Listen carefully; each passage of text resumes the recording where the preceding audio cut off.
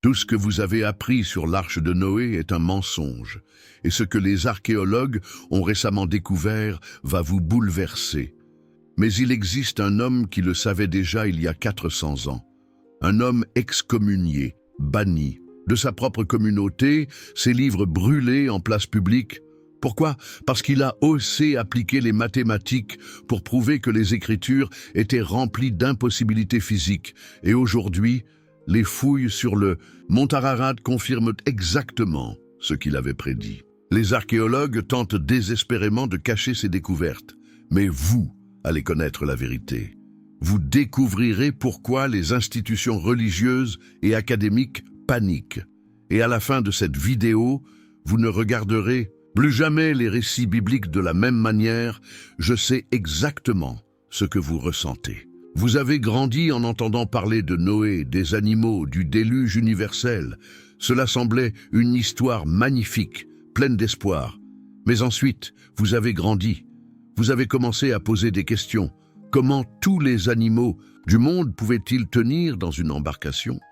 Comment Noé a-t-il nourri des millions d'espèces pendant des mois? Comment a-t-il rassemblé des animaux d'Antarctique, d'Australie, des Amériques? Et la réponse que vous avez toujours reçue était la même. C'est une question de foi. Mais la foi n'explique pas la physique. La foi n'explique pas la biologie. La foi n'explique pas les lois fondamentales de la réalité. Et il y a un secret que peu de gens connaissent. Au XVIIe siècle, un philosophe a développé une méthode révolutionnaire. Il a pris la Bible et lui a appliqué la même rigueur mathématique utilisée pour prouver les théorèmes de géométrie. Le résultat, il a démontré, de manière irréfutable, que plusieurs récits bibliques étaient physiquement impossibles. Spinoza, un nom qui résonne encore aujourd'hui, a osé défier les dogmes. S'il vous plaît, abonnez-vous à la chaîne maintenant. Laissez un commentaire en indiquant quel récit biblique vous a toujours laissé des doutes. Créons une communauté de personnes qui n'ont pas peur de questionner. Les personnes qui cherchent la vérité, pas le confort mental. C'est l'objectif de cette chaîne. Des personnes courageuses qui méritent de savoir ce qui s'est réellement passé. Vous n'êtes pas seul dans cette quête de vérité. Des millions de personnes à travers le monde remettent en question des récits acceptés sans questionnement pendant des millénaires. Archéologues, géologues, biologistes, historiens, tous arrivent aux mêmes conclusions troublantes. Mais vous êtes spécial, parce que vous êtes prêt à regarder les preuves, même lorsqu'elles détruisent des croyances confortables. Avez-vous déjà pensé pourquoi tant de cultures anciennes ont des histoires de déluge ? Sumériens, babyloniens, grecs, hindous, tous rapportent des inondations catastrophiques. Cela signifie-t-il que le déluge de Noé a réellement eu lieu? En réalité, cela signifie exactement le contraire. Cela signifie que l'histoire biblique a été copiée de traditions beaucoup plus anciennes. Et ce philosophe du XVIIe siècle a été le premier à remarquer ce schéma. Il a comparé des textes, analysé des chronologies, étudié des langues anciennes. Sa conclusion a été dévastatrice pour les autorités religieuses de son époque. Les causes cachées de la persistance de cette erreur sont plus sinistres que vous ne l'imaginez. Ce n'est pas seulement de l'ignorance, c'est un contrôle délibéré. Les institutions qui profitent de la foi aveugle ont besoin que vous acceptiez les impossibilités comme des vérités. Elles ont besoin que vous cessiez de poser des questions gênantes, parce que les questions mènent à des découvertes, et les découvertes détruisent le pouvoir basé sur le mensonge. Mais il est temps pour la révélation qui va tout changer pour vous. Ce philosophe n'a pas seulement remis en question l'arche de Noé, il a développé une technique qu'il a appelée l'interprétation géométrique des Écritures. Imaginez prendre chaque élément d'une histoire biblique et le soumettre aux lois de la physique, de la biologie, de la logique mathématique, comme s'il s'agissait d'une équation à résoudre. Appliquons cette technique à l'arche de Noé. Premièrement, la taille de l'embarcation décrite dans la Bible. 150 mètres de long, 25 de large, 15 de haut. Maintenant, calculons combien d'animaux auraient dû y entrer. Il existe environ 8 700 000 espèces connues sur la planète.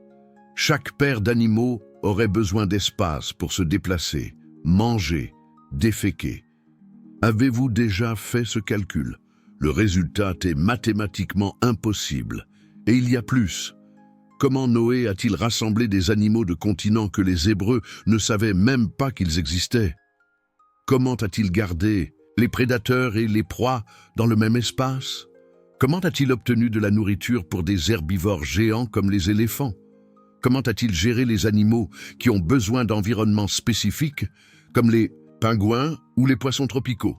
Chaque question mène à une nouvelle impossibilité. Mais le plus impressionnant, c'est que ce philosophe a prédit exactement ce que les archéologues modernes découvriraient. Il a dit que, si l'histoire était vraie, nous devrions trouver des preuves spécifiques. Une couche uniforme de boue sur toute la planète.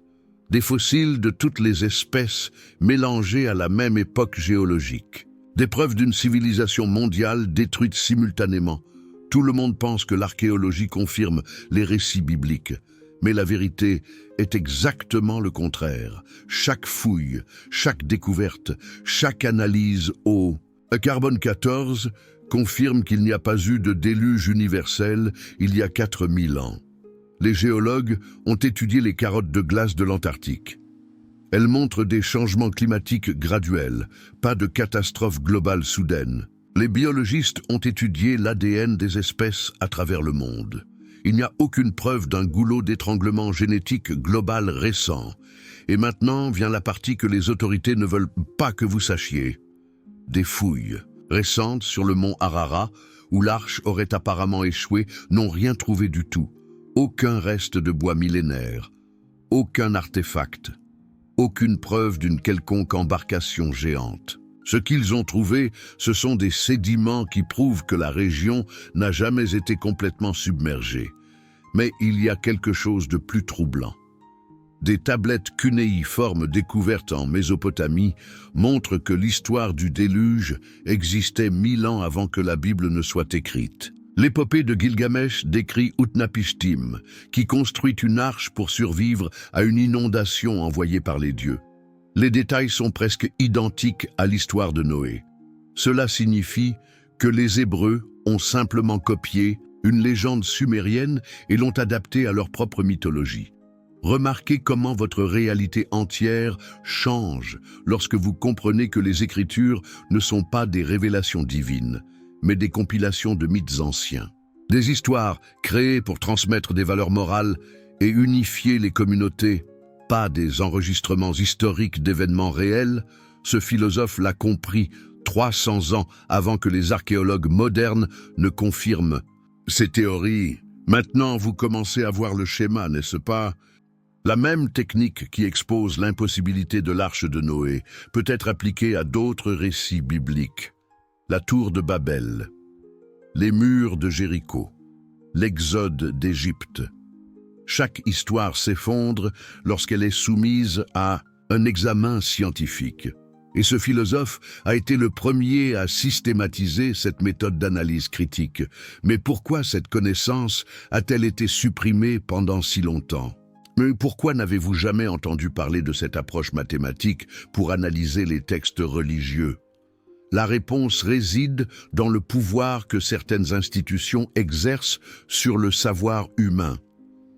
Elles contrôlent ce qui est enseigné dans les écoles, ce qui est publié dans les manuels scolaires, ce qui est débattu dans les universités. Imaginez si tout le monde savait qu'il est possible d'appliquer la logique et les preuves scientifiques pour évaluer les affirmations religieuses. Imaginez si les enfants apprenaient à interroger les impossibilités physiques dans les Écritures. Et saintes, le pouvoir de nombreuses institutions s'évaporerait tout simplement. C'est pourquoi cette connaissance reste cachée dans les cercles académiques les plus avancés. Vous êtes-vous déjà demandé pourquoi tant de personnes intelligentes continuent de croire à des récits manifestement impossibles? Ce n'est pas de la bêtise. C'est un conditionnement psychologique. Dès leur plus jeune âge, on nous apprend que remettre certaines choses en question est un péché, que le doute est un manque de foi, qu'accepter l'impossible est une vertu. Ce conditionnement est si puissant que même des preuves évidentes ne parviennent pas à le briser. Mais il existe une issue.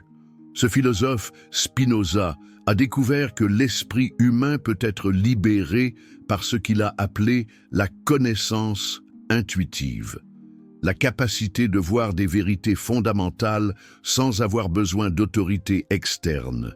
Pour les valider, lorsque vous appliquez la logique pure à n'importe quelle affirmation, la vérité se révèle naturellement. Faisons un exercice pratique.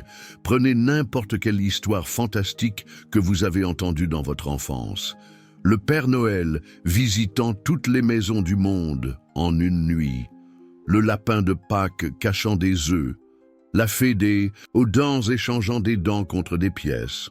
Vous comprenez immédiatement pourquoi ces histoires sont impossibles, n'est-ce pas? Votre esprit adulte rejette automatiquement ces fantaisies. Appliquez maintenant exactement la même logique au récit religieux. Un homme vivant à l'intérieur d'une baleine, de l'eau se transformant en vin, des personnes ressuscitant 3 jours après leur mort, une mer s'ouvrant pour laisser passer une foule. Votre raison voit les mêmes impossibilités. La seule différence est le conditionnement émotionnel qui protège les croyances religieuses de l'examen logique. Prenez garde à cela. Vous n'avez pas besoin d'un diplôme en archéologie pour reconnaître les impossibilités physiques. Vous n'avez pas besoin d'être théologien pour comparer les textes et identifier les incohérences. Vous n'avez pas besoin d'être historien pour vous rendre compte que les chronologies n'ont pas de sens. Votre propre raison suffit. C'est le secret que ce philosophe a découvert et que les autorités tentent de vous cacher. La vérité sur l'arche de Noé n'est que le début. Lorsque vous comprenez que vous pouvez interroger n'importe quel récit en utilisant des preuves et la logique, un monde entier de possibilités s'ouvre. Vous réalisez que vous avez été trompé sur beaucoup de choses. Non seulement la religion, l'histoire officielle, les événements politiques, les récits scientifiques, de nombreuses vérités acceptées sans questionnement sont, en réalité, des commodités pour ceux qui détiennent le pouvoir. Spinoza ne s'est pas arrêté à l'analyse biblique. Il a appliqué sa méthode géométrique à tous les récits qui contrôlent l'humanité. Et ce qu'il a trouvé est un schéma terrifiant. Tous les grands mensonges de l'histoire suivent la même structure. Premièrement, une impossibilité physique est présentée comme une vérité. Deuxièmement, remettre en question cette impossibilité est déclaré crime ou péché. Troisièmement, les autorités acquièrent un pouvoir absolu sur ceux qui acceptent le mensonge. Et quatrièmement, le mensonge est protégé par la violence institutionnelle contre ceux qui le dénoncent. L'Arche de Noé suit exactement ce modèle. Impossibilité physique évidente, questionnement déclaré péché. Les autorités religieuses prennent le contrôle des fidèles. Les critiques sont persécutés, excommuniés, réduits au silence. Spinoza a reconnu ce schéma et a réalisé quelque chose de choquant. Il se répète dans tous les domaines de la vie humaine.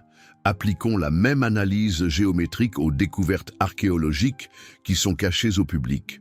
En Égypte, des fouilles récentes ont révélé des preuves de technologies impossibles pour l'époque des pyramides. Des coupes d'une précision millimétrique dans des roches de granit, des blocs de pierre déplacés avec une précision que nos machines modernes ont du mal à reproduire. Mais les archéologues officiels continuent d'insister sur le fait que tout a été fait avec des cordes et des rampes en bois. Pourquoi ? Parce qu'admettre une technologie avancée dans le passé détruirait les récits évolutifs linéaires. L'idée que l'humanité progresse constamment, que nous sommes le summum de la civilisation, que les autorités académiques actuelles représentent le savoir maximum jamais atteint. Si les civilisations anciennes possédaient des technologies supérieures aux nôtres, toute la structure du pouvoir intellectuel moderne s'effondrerait. Au Pérou, Pumapunku présente des blocs de pierre taillés avec une précision de fraction de millimètre. Des assemblages si parfaits qu'une feuille de papier ne peut pas passer entre les joints. Les archéologues officiels affirment que cela a été fait avec des outils en pierre et en bronze.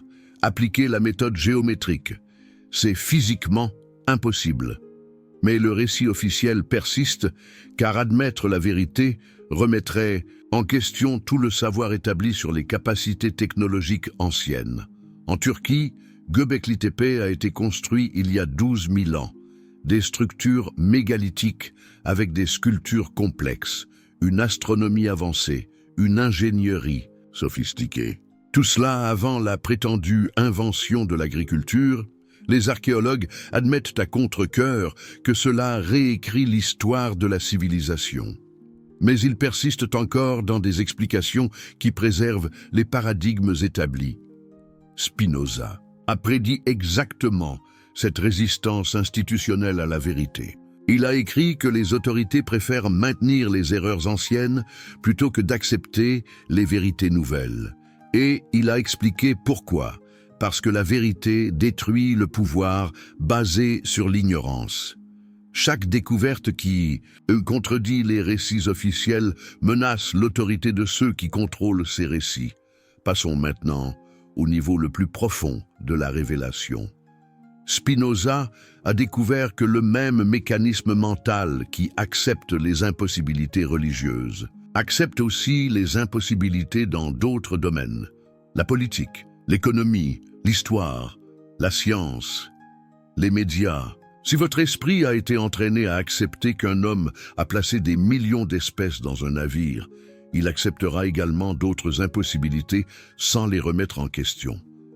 C'est pourquoi l'éducation religieuse basée sur une foi aveugle est si appréciée par ceux qui détiennent le pouvoir, non pas parce qu'elle promeut la moralité, mais parce qu'elle crée des esprits soumis. Les personnes qui ont appris à accepter l'impossible comme une vertu ne remettront jamais en question les autorités qui affirment d'autres impossibilités. C'est un conditionnement mental systématique. Réfléchissez avec moi. Si vous acceptez que l'eau s'est transformée en vin par miracle, pourquoi remettriez-vous en question les autorités économiques qui affirment que créer de l'argent à partir de rien génère de la prospérité ? Si vous acceptez qu'un homme est ressuscité 3 jours après sa mort, pourquoi remettriez-vous en question les autorités politiques qui affirment que les guerres apportent la paix? Si vous acceptez que des serpents parlent, pourquoi remettriez-vous en question les autorités scientifiques qui affirment des théories qui contredisent les preuves? La méthode géométrique de ce philosophe, Spinoza, révèle la connexion subtile entre tous ces domaines. Une pensée, entraînée à accepter les impossibilités religieuses, devient vulnérable à la manipulation dans tous les aspects de la vie. C'est pourquoi les régimes autoritaires promeuvent toujours une religiosité basée sur une foi aveugle. Non par moralité, mais par contrôle mental. Un contrôle subtil, insidieux. Mais il existe une technique de libération complète que ce philosophe a développée. Il l'a appelée la purification rationnelle de l'esprit. Le processus consiste à soumettre absolument tout au même examen logique que vous appliqueriez aux affirmations évidentes de charlatans. Ne rien accepter sans preuve, interrogez tout, surtout ce que les autorités déclarent inquestionnable. C'est une véritable révolution intellectuelle.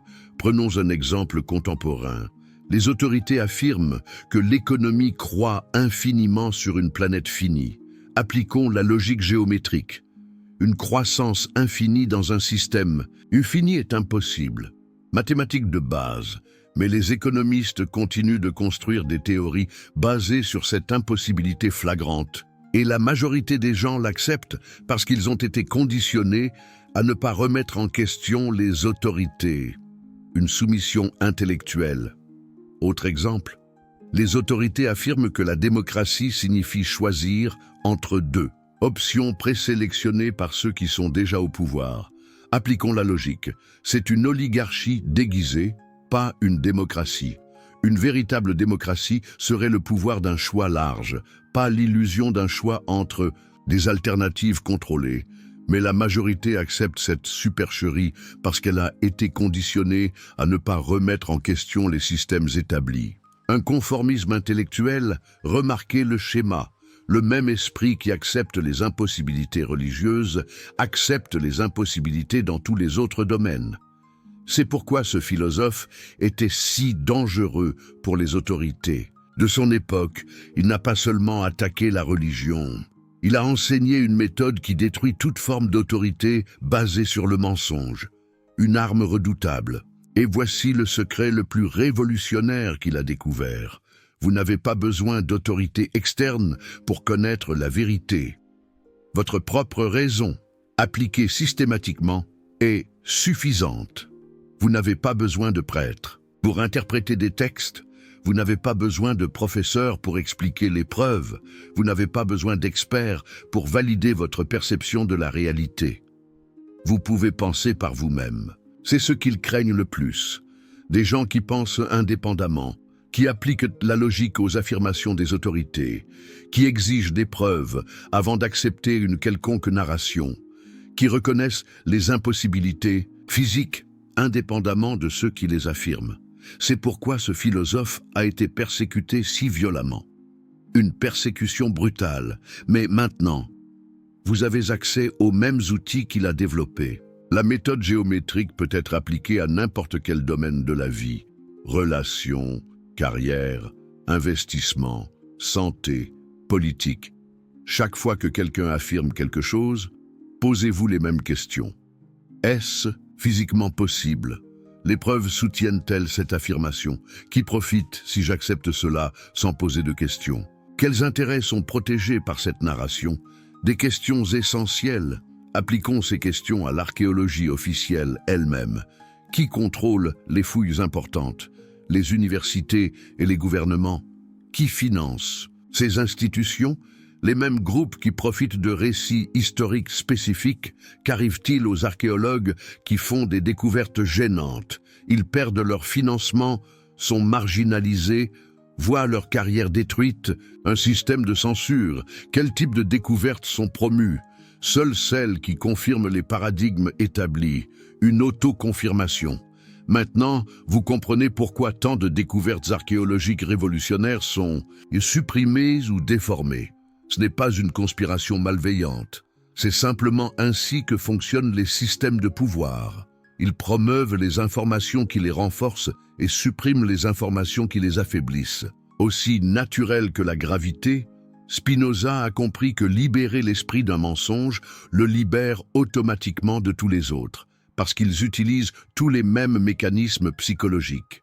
Accepter les impossibilités, ne pas remettre en question les autorités, avoir peur de penser indépendamment, préférer le confort mental à la vérité inconfortable. Une fois que vous brisez ces schémas dans un domaine, ils se brisent dans tous les autres. Une libération totale. C'est pourquoi étudier. Le mythe de l'Arche de Noé est si transformateur. Ce n'est pas seulement une question de religion.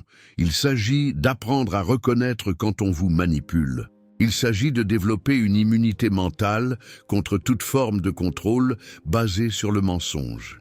Il s'agit de retrouver votre capacité naturelle à discerner la vérité de l'illusion. Une véritable clairvoyance.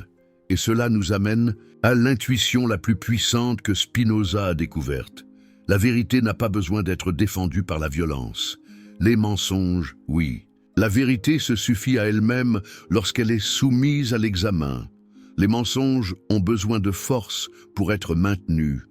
Chaque fois que vous voyez des autorités utiliser la violence, la censure ou la punition pour protéger un récit, vous pouvez être sûr que ce récit est faux. Une vérité implacable. Pourquoi les églises brûlaient-elles les livres qui remettaient en question les Écritures saintes? Pourquoi les régimes punissent-ils ceux qui remettent en question les idéologies officielles? Pourquoi les universités marginalisent-elles les chercheurs qui font des découvertes gênantes? Pourquoi les médias attaquent-ils ceux qui exposent les contradictions dans les récits établis? Parce que la vérité n'a pas besoin de protection violente. Seuls les mensonges en ont besoin. Une loi naturelle. C'est le test final que vous pouvez appliquer à n'importe quelle affirmation. Si le fait de remettre quelque chose en question entraîne une punition, vous pouvez être sûr que c'est un mensonge. La vérité invite à la remise en question. Le mensonge l'interdit. C'est une loi naturelle aussi fiable que la physique. Une évidence. Vous possédez maintenant les outils complets pour la libération mentale que Spinoza a développés. Il y a 400 ans, vous pouvez remettre en question n'importe quel récit, reconnaître n'importe quelle manipulation, libérer votre esprit de tout conditionnement. Vous n'avez plus besoin d'accepter les impossibilités simplement parce que les autorités les affirment. Une liberté retrouvée, mais voici votre mission. Utilisez ces connaissances. Appliquez la méthode géométrique à votre propre vie. Remettez en question les récits que vous avez toujours acceptés sans réfléchir. Examinez les preuves par vous-même. N'acceptez plus rien basé uniquement sur l'autorité ou la tradition. Votre esprit est fait pour penser, pas pour obéir aveuglément. Un appel à la réflexion, laissez un commentaire en nous disant quelle découverte de cette vidéo vous a le plus touché. Partagez-la avec des personnes que vous savez prêtes à remettre en question. Abonnez-vous à la chaîne pour continuer ce voyage de libération mentale. Parce qu'une fois que vous apprenez à voir à travers les mensonges, vous ne pouvez et ne plus jamais ne pas les voir. Une vérité libératrice. La vérité est là, attendant que vous la découvriez. Spinoza a déjà montré le chemin. Maintenant, c'est à vous de le parcourir.